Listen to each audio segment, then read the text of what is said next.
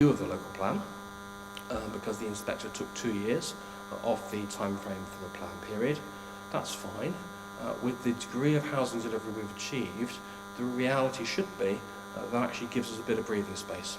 I know there was some commentary during the election, somewhat spuriously, about the council's housing delivery over the previous 3 years, but if we look at the complete housing cycle, as we know, we have delivered almost exactly that housing that's needed to conform to government policy guidance and meet housing need. And as we move forward over the next few years, housing delivery will gently decline because we've now caught up on the period of under-delivery that took place as part of and following on from the last recession and the financial crash of 2009 onwards. So that's the system working properly in that sense, and something we can be proud of, because we have given ourselves and our community more protection for green gaps than most councils in the county have. We went through a pretty difficult period a few years ago where we were facing planning appeals because we hadn't, again like every other council, managed to achieve housing delivery following the recession. We worked our way through that, and we've now got the benefit of a 5.9-year housing land supply alongside a local plan about to be adopted. It's the 5-year land supply that's the key issue there rather than the local plan that gives us policy protection to resist appeals over the coming period of time.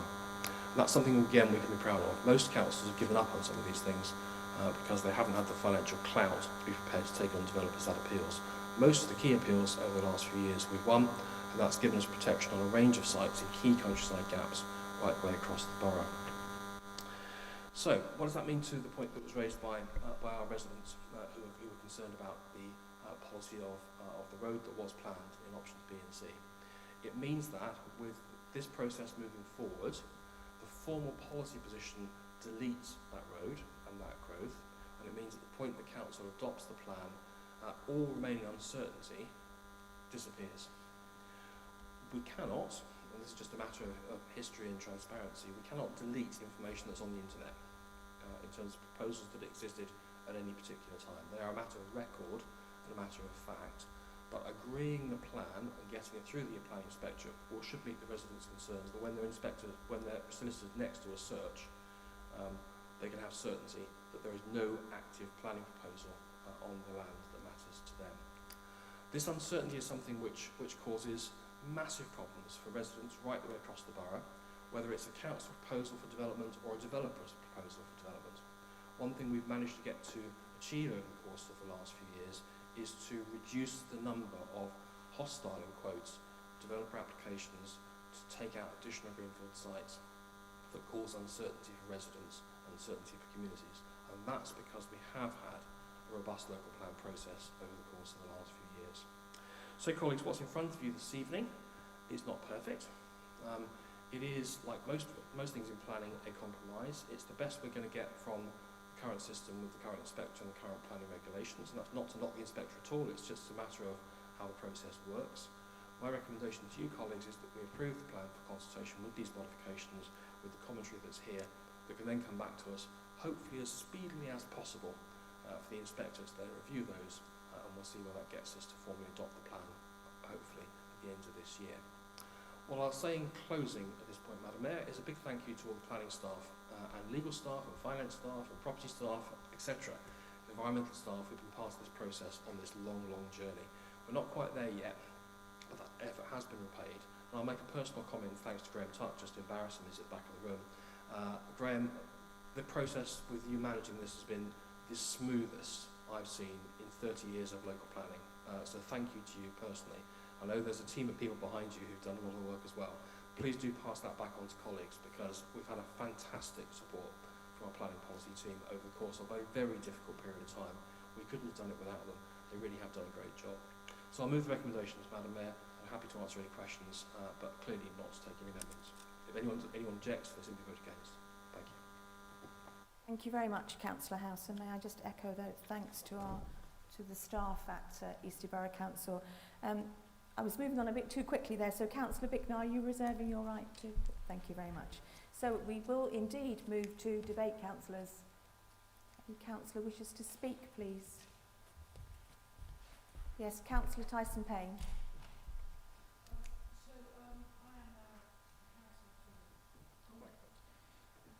Now I am councillor for Eastleigh North, and I want to confirm that I agree with the points that David Betts made of public participation. When the plan went to ELAC for group discussion, both myself and my fellow councillor, Councillor Clark, were unable to attend. I think I was on holiday, outrageous. However, immediately after that meeting, I did make it very clear that I thought the deletion of the gap between Albrook, Bourtwood and Otterbourne Hill was a mistake, and I know that Councillor Clark did as well. I'm surprised to hear that it was expressed that we had agreed. I know I wasn't at the meeting, so therefore I was unable to vote at that time if a vote was taken. But it was made very clear that we did not feel that this was an appropriate way forward. I think that's all I have to say. Many thanks. Thank you very much, Councillor Tyson-Payne. Any other councillor wishes to speak, please? No, we're all a bit spread out. Oh, Councillor Brownfield, thank you. Thank you, Madam Mayor. And can I just say what an absolute delight it is to be back. And this time you have me for 3 years. As you may know, I spent 12 years commuting to London every day by train, and during that time I became quite a connoisseur of South West Trains and South Western Railways excuses. And the best one we ever heard, and I think it went down in folklore, was a long delay because of a precarious tree at Shawford. Now, having looked at the maps in here as best I can see, notwithstanding your new tree nursery, there must be quite a few trees in Fair Oak and Horton Heath area that are starting to feel quite precarious. So I really just have a question. I notice on page 13 and the map on page 205 that it looks like a corridor to the east of Knoll Lane, butting up towards the Winchester border, on whom I'm sure we have no territorial demands, has been removed from the settlement gap. It seems to curve round and come back up towards the East Horton Golf Club. So the question is this: am I right in assuming that that is my correct interpretation, that the land has been removed as it's not as part of the settlement gap? So therefore I would assume that at some point in the future it could become a settlement. Thank you. Thank you very much, Councillor Broomfield. I'm sure Councillor House will, when he sums up, will answer that question. And just to make you aware, councillors, that we are now back live streaming. Thank you. Right, Councillor Curl. Thank you, Madam Mayor. Just a quick point. I just wanted to thank all of the staff, etc., for all of their hard work, as has been said by the leader. But just wanted to draw specific attention to one of the proposals, which I do hope comes into being within the local plan when it's adopted, and that is actually to add back into the gap the area east of Sovereign Drive, Precosa Road, which, as the leader will know, and also local ward members, and also members of Hedge End Western and Botley, is a very sensitive gap, in effect, between the west side of Botley, but it's actually part of the larger Hedge End settlement, and also the gap between that and Botley Village. It is a very sensitive gap, and developers over the years have tried, and actually at one point successfully won at an appeal for development behind this urban edge, and I'm really very pleased to see the proposal is to put this land back into the gap, which will give residents surety in effect that that is the urban edge, and that we will not be seeking or looking for developers to come forward and develop that sensitive piece of land. So I very much welcome that proposal, and I hope that becomes part of the local plan when it's adopted. Thank you. Thank you very much, Councillor Curl. Any other member wishes to speak, please? Oh, Councillor Parker-Jones. Thank you. I do, obviously, will have lots to say during the consultation period. Can you hear me?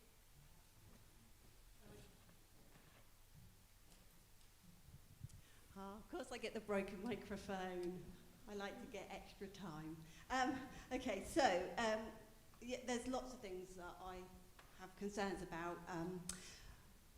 Not least of all that I'm a little worried that we're saying that we didn't need the SGO, because my reading of the inspector's letter was a little different. So I felt that she agreed with my concerns that I had raised on a number of occasions, which was that the evidence was lacking for its inclusion.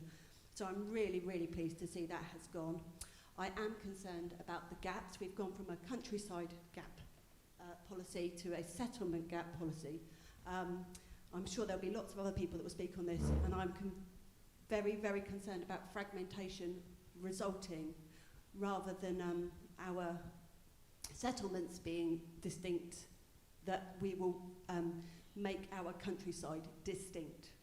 And I'm really worried about that, particularly during a climate and an environmental emergency. I'm also thinking that we should be re-looking at this with that, with those goggles on now. We've declared a climate and environmental emergency, and I think we should have been ensuring that when we were looking at this about what those implications will be for us as a council. So I hope that work is going on in the background. I'm sure there would have been many people suggesting amendments if that had been the case. But I do think that everybody needs to look long and hard at what this actually means. I was very concerned about seeing the agreement from PUSH, not called PUSH now, it's called PUFUSH, which in its document kind of inferred that though the SGO had gone, if you read, this is paragraph 21 in the document pack, it refers to the statement of common ground. So I asked to see that document because I'm one of those kind of people, and when I looked at it, it kind of said, although it's been taken out of the plan, it could be considered still viable by the local planning authority. And I'm sure I have misread that, and I'm sure that there's probably a need to have a separation of paragraphs, but I am very, very concerned that this may go through, but that strategic growth option is not really gone, it's not really off the table, and those concerns haven't really been addressed. That's really all I want to say on the matter at this point, and I think Bishopstoke and Fair Oak residents are highly concerned about what the impact of the local plan will mean for them. Thank you very much, Councillor Parker-Jones. Any other councillor wishes to speak, please? Councillor Campbell, thank you. Thank you, Madam Mayor. I guess had we been able to, I would have moved an amendment, and it would have been very much along the lines that Councillor Parker-Jones has just sort of really indicated. And I guess it's something that I hope will be addressed in the public consultation, because I'm really concerned at understanding the detail of how the local plan will contribute to our boroughs achieving carbon neutrality by 2030, which was the date that we agreed in July 2019 as part of our climate and environmental emergency. And I feel every day we're seeing more and more reports about how critical the situation is. Only today there was a report that was sort of saying, there's a 40% chance that within 5 years we're going to be at that 1.5 degrees above pre-industrial levels, which is absolutely terrifying. And so I feel it's really essential that we look at our local plan and just do that sanity check and just make sure that we are doing absolutely everything we possibly can to make sure that our climate emissions are as low as they possibly can be. And I just think the airport, is mentioned in the plan, but we massively underestimated the carbon emissions from that. And so it's what does that therefore mean for our ongoing situation? So I can't move an amendment tonight, so that's fine. But I really think, for the we're talking about the survival of us all, our children, our grandchildren, great-grandchildren, so on and so forth. So we need to make sure we get this right. We need to have proper leadership, and we need to recognise it's a climate and environmental emergency. We need to start acting like it. Thank you. Thank you very much, Councillor Campbell. Now, is anyone else going to wave at me who wants to speak, please? Yes, Councillor Tidridge. Thank you. Thank you. Can you hear me?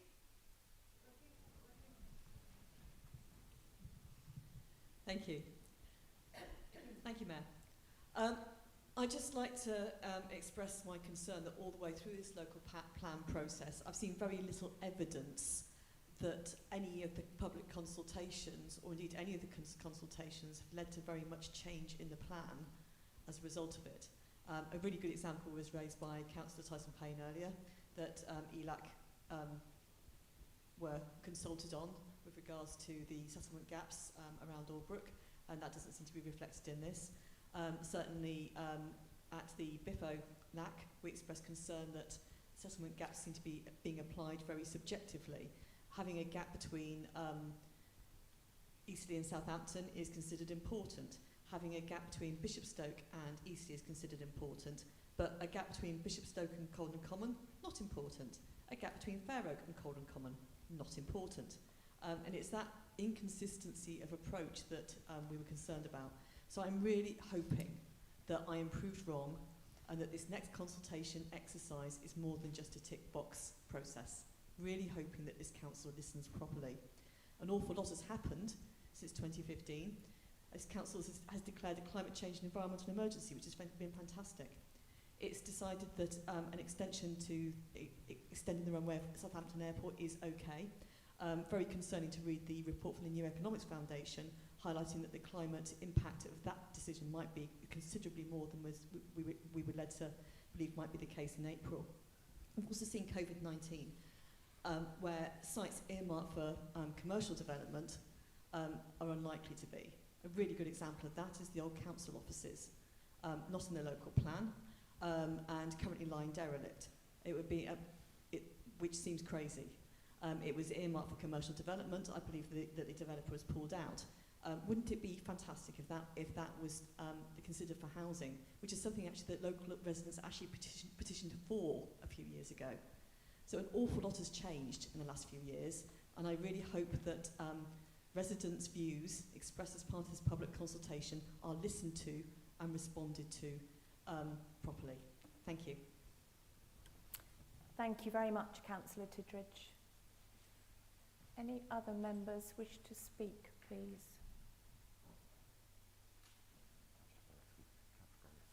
Councillor Grajewski. Thank you, Madam Mayor. I'm broadly in agreement with most of the main modifications proposed by the Inspector, in particular the deletion of the SGO. If only this administration had listened to the public and some of its own former members on this, we might have been able to have a plan in place by now.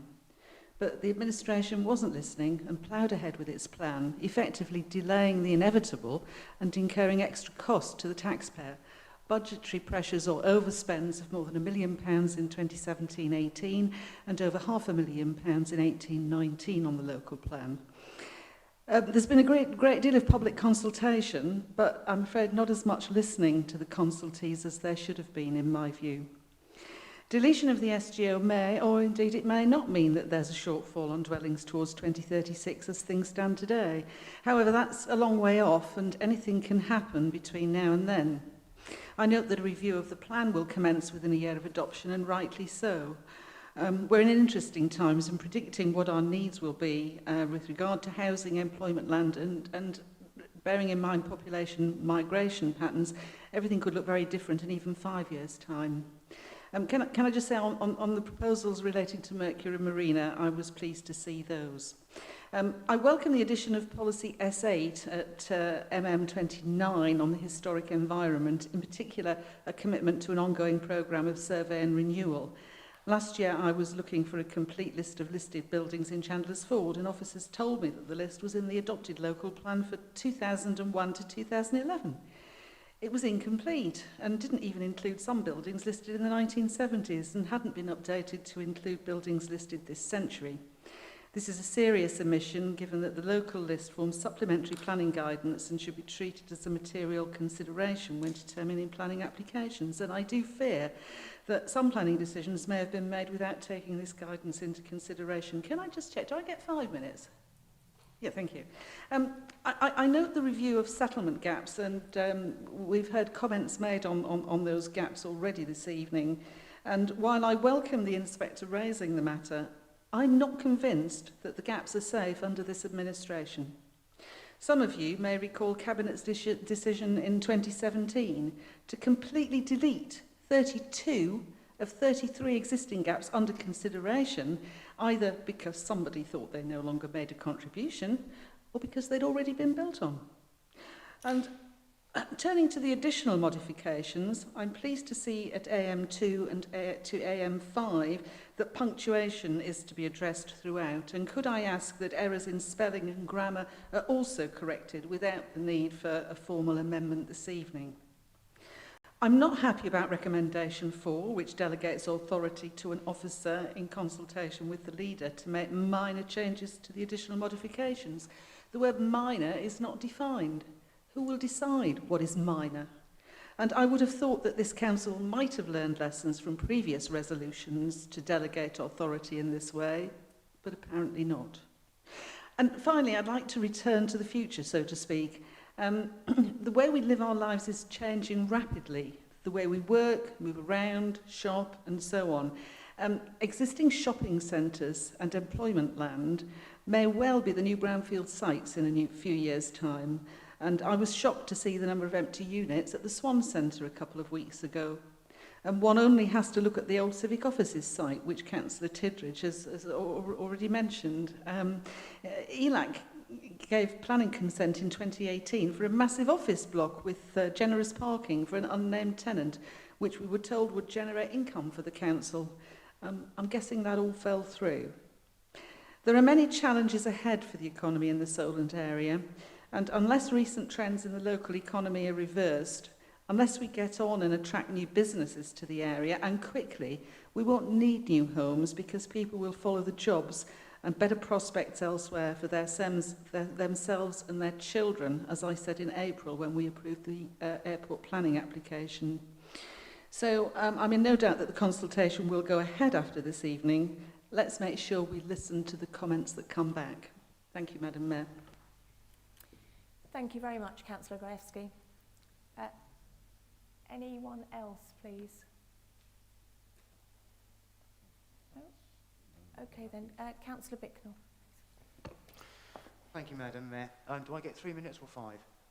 5, not that I'm counting. I welcome this actually coming to the public now, because there's one thing actually the public need, is they need certainty, as we've heard from the couple behind me, with reference to the local plan. These minor modifications going to consultation aren't going to change things fundamentally, because as Councillor House has already said, this is a compromise between recommendations from the local from the planning inspector and the council. So it's good to be, as David Betts said, to be finally getting towards the final hurdle and the finishing line, where residents can actually have certainty that gaps are protected, and development will take place where we've said it would take place, and that we can actually stop hostile developments. One thing we do need to remember is the fact that we do still need to provide housing, despite the fact that we have a climate change emergency. We still have in excess of 1,700, 1,800 people, well, it's not people, it's cases waiting for homes on our waiting list. They need to be housed somewhere. We've obviously made great strides on affordable housing, and we'll make even bigger strides as time goes forward on affordable housing and social housing with the opening of our housing revenue account. So you can't use the climate change emergency as a reason for not building houses, because people still have to live. However, taking that into account, then obviously we will ensure that we do things as environmentally friendly as possible. And we've also just seen a video of Councillor Kell at the tree nursery at Horton Heath, with reference to the 160,000 trees extra we're going to be planting in the borough. So it's not actually helpful when people start talking about the SGO and the fact that it hasn't gone away, because actually that's doing the opposite of what this paper is actually going to do. We're trying to give people certainty, and yet we have an independent group that are trying to give people uncertainty by suggesting that the SGO is still a possibility, when this council has very clearly listened to the planning inspector and taken the SGO out of the local plan. I just wanted to correct Councillor Tidridge, who I don't believe was at the ELAC meeting where the gaps were discussed. I can inform Councillor Tidridge that ELAC did agree with the Albrook gaps at the end of the day. So I just wanted to make that clarification. There is still, as it says in the report, 2,600 houses outstanding that the planning inspector believes at this moment in time will be short towards the end of the plan. And that will be picked up potentially on Winfield sites and on Brownfield sites, some of which we may not know about yet, hence why they're called Winfield sites, because that could be due to a change in the way people work and that on retail sites, industrial sites in the future. That is something that we'll have to work through as time moves on, but given the plan goes through till 2036, that is towards the end of the plan. It's been mentioned about the civic centre being muted for housing, as if that's going to solve all our housing needs. You just really have to ask yourself the question, would you want to be living there, sucking in the fumes of Woodside Avenue and the motorway? I certainly wouldn't. It's a horrid housing site on that one. Because the key with the local plan, as well as giving the certainty, is actually putting the right houses in the right place. So not much more I want to say, other than the fact that I do welcome this and the fact that we can actually start now giving residents across the borough certainty on where houses will be built, where they won't be built, and the protection that the green and open spaces will actually have across the borough, because no longer will developers be able to ride roughshod over us with hostile applications. So thank you, Madam Mayor. Thank you very much, Councillor Bicknell. I'll now ask Councillor House to sum up, please. Councillor House. Thank you very much, Madam Mayor. There seem to be three substantive areas that came up during the course of the discussion.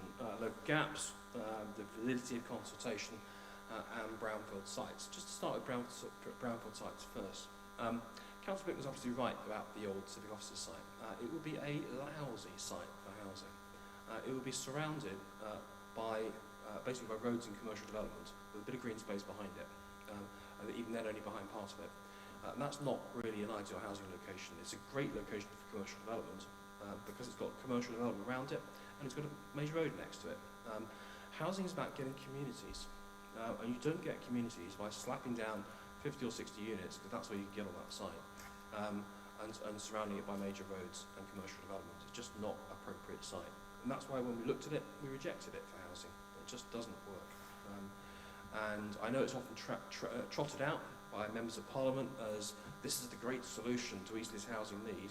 But actually, a housing site of 50 units, as Paul Bicknell said, isn't going to sort out any future housing requirement for the borough as a whole, let alone be a good one. So far as town centres are concerned, I would agree with the point that Judith Kresge made. We do expect there'll be changes to our towns and local centres over the course of the next few years as a result of changing patterns of demand. We know we're not going to go back to the pre-pandemic world where most people did the vast majority of their shopping in local centres. Online shopping is here to stay for some people, and different ways of delivery of services are here for people. We are increasingly going to see, particularly younger people, ringing up companies to get their meals delivered to them. Meals on wheels for young folk by Deliveroo and others. And that's just the way society's changed over the course of the last 18 months or so. It's speeded up things that might otherwise have taken a decade to happen.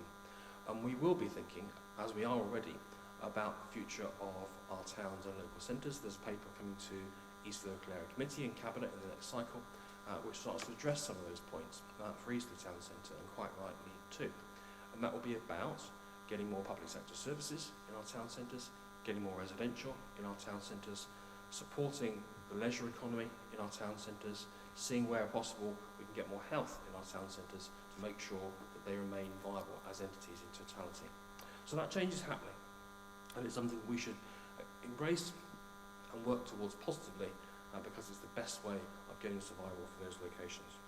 And in passing, I'd welcome Councillor Gruevski back to being, having been elected again as leader of the Conservative group after a gap of a short period. Welcome back, Judith, into that role. So the two other issues that were raised. Firstly, on consultation. Consultation is a knotty subject because consultation is, of course, always valid. We always want to hear what people have to say about things, because sometimes you're going to get some real nuggets of useful thoughts that come back that can be implemented. You will also get, inevitably, lots of things that can't be implemented. And it's important to understand that in planning, a lot of what happens is not actually really going to survive public consultation, because it's governed by things that are outside our control, by national policy guidance, by the national policy framework, and by a whole raft of government documents. Whether that's right or wrong or not is almost immaterial. It's simply how it happens to be. So yes, consultation does work. It can help. Councillor Curl made the point about land in Botley, where we've been able to expand the gap by taking back into account a site that was granted planning permission on appeal some years ago and then wasn't implemented. Councillor Gruevski herself mentioned land at Hamble, where the local community, the local councillors, and indeed me as county councillor, were absolutely determined that we didn't want to see housing growth crawl up from an urban site, from a leisure site, into the countryside. And again, the inspector has agreed with us. So consultation matters, but consultation isn't always going to dictate what is possible to achieve, simply because it can't with the planning system that's operated. The issue of gaps is always controversial.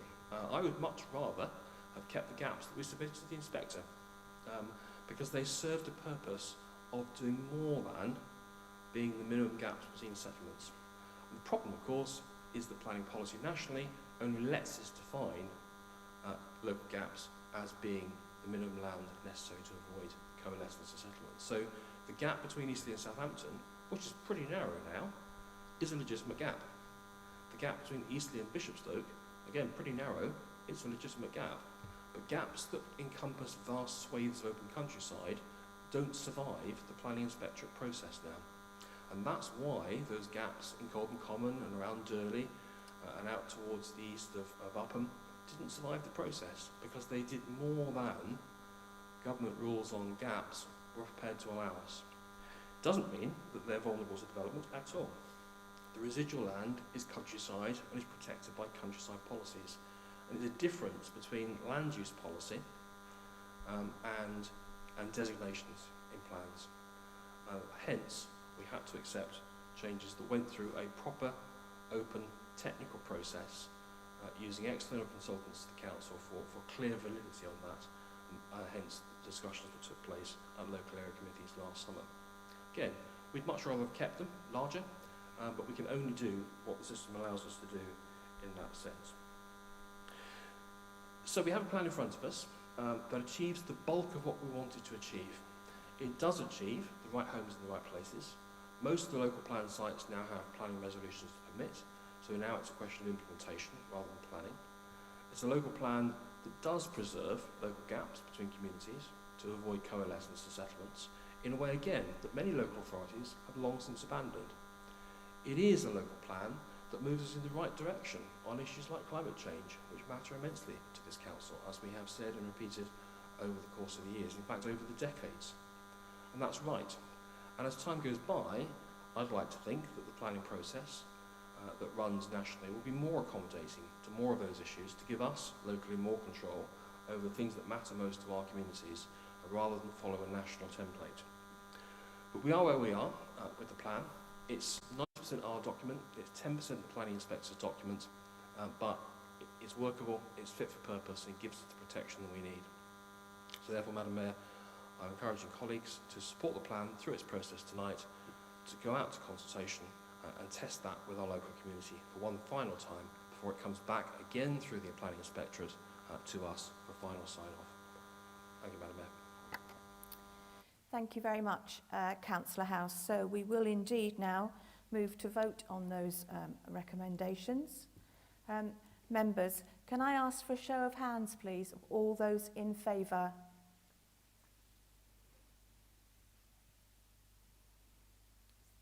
Thank you very much. Any against?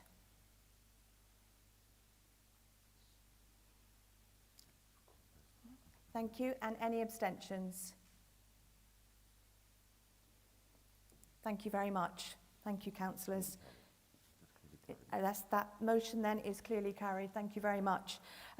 I'd just like to thank the members of the public, Mr Betts and Mr and Mrs Pornan, for attending the meeting this evening and speaking. And may I wish you all the very best. Thank you. Item 7 was included under item 6. So, councillors, I'd just like to say thank you very much. And this now concludes the meeting. Our next scheduled council meeting will be on Thursday, the 22nd of July at 7 o'clock in the Holiday Inn in Eastleigh. So may I wish all councillors a very good night, and could I just ask if you please wait to be escorted from your seats, please, to comply with COVID regulations and ensure that you are wearing your masks. Thank you very much.